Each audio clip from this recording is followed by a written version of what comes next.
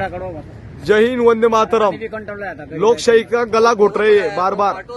अभी हम यहाँ पे अनशन के लिए बैठे हैं, तो ये स्कूल कॉलेज की तरह होता है। जैसे यहाँ पे आइए, फिर 10 बजे यहाँ आइए, फिर 5 बजे आपकी शाला स्कूल कॉलेज खत्म हो जाती है। ये लोकतंत्र है हमारे देश में। हमारे रक्षा मंत्री महोदय, प्रधानमंत्री महोदय को जब पूछने जाता हूँ तो ये महाराज बोलते हैं कि बोला आपको इनको डिटेन करो, अटैक। फिर पुलिस आती है, हमारी प्रशासन मजबूर होकर बेचारी हमें डिटेन करती है। हम न्याय मांग रहे हैं यार लोकतंत्र में। लोकतंत्र बचा ही नहीं। हम मुंबई दिल्ली में भी गए थे, वो उधर जंतर मंतर के, उन्होंने बोला 2 सेक्शन में होगा, 10 बजे से लेकर 1 बजे तक, 2 बजे से लेकर 5 बजे तक। क्यों कर रहे हो? बंद कर दो, अनशन भी बंद कर दो, उसको भी गुलाम कर दो। अगर आपको न्याय नहीं दे सकता, आप कानून चलाते हो ना प्रधानमंत्री जी, वो पद छोड़ दीजिए। लोकतंत्र का गला घोटने से अच्छा पूरा कब्जा कर लीजिए भारत में, हिंदुस्तान में। पाकिस्तान के ऊपर राजनीति करते हो। नवाज शरीफ के साथ आप चाय पीने गए था, मैं चाय पीने नहीं गया था, मेरे देश के लिए गया था मैं। और यही देश की बचाने की लड़ाई लड़ रहा हूं अभी भी। हमारे देश में कितने जवानों को पेट पे लात मारी, और सरकार वो नौकरी क्यों नहीं कर सकता देश में? रिटायर होने के बाद वो जवान नौकरी कर सकता है, पर जिसको अधिकारी द्वारा शोषण किया होता है, उसको घर भेजा होता है, वो देश में नौकरी क्यों नहीं कर सकता? वो कंपनी भी नहीं कर सकता, जॉब भी नहीं कर सकता। क्यों भाई? हम आतंकवादी क्या? जितने भी पीड़ित जवान है वो सब आतंकवादी है क्या देश में? पाकिस्तान से आने वाली सीमाएदार को आप टिकट देते हो, उसको नौकरी मिल सकती है, ऑफर मिल सकती है। हमारे जवानों को आतंकवादी बना दिया आपने। इसलिए न्याय की भीख मांग रहा हूं लगातार। प्रशासन को भी आपने अपने कब्जे में लेके रखा है। एसपी, कलेक्टर, डीसी, डूसी सब आपकी पावर का मिसयूज करते। कहाँ गई आईबी विभाग, इंटेलिजेंस ब्यूरो कहाँ गई जो जांच करते? जयशंकर जी विदेश मंत्री कहाँ है? उनकी भी तलाश में निकल पड़ा हूं मैं। न्याय चाहता हूं, न्याय। पाकिस्तान के ऊपर आप जाए थे, चाय पीने गए थे, वहां पे तमाम न्यूज चल रही थी आपकी।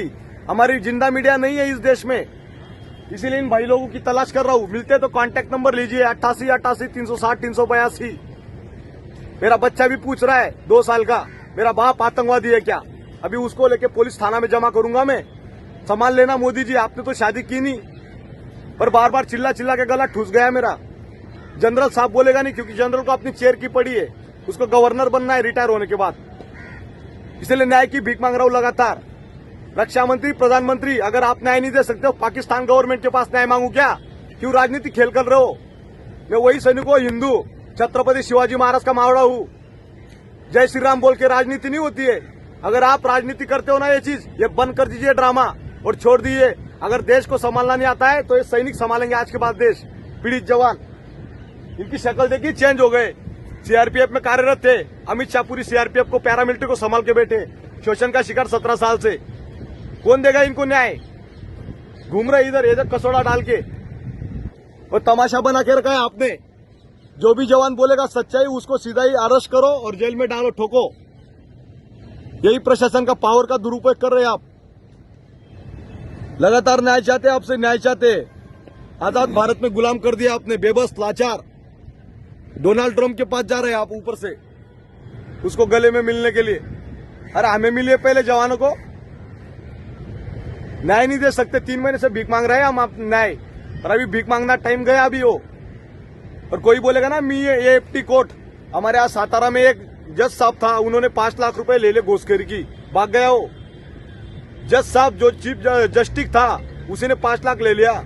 आप सोच लो कहा गया लोकतंत्र। उसको तो सरेआम लगा उधर। न्याय की भीख मांग रहे हैं हम। हमारे देश में न्याय नहीं मिलता है। इस वीडियो को भी शेयर करना, वहां तक पहुंचाओ तमाम लोगों के सामने। कोर्ट कचहरी में जाने तो बोला, इधर कोर्ट कचहरी स्कूल कॉलेज की तरह हो गया ये पूरा सारा चीज। देखिए तामझाम।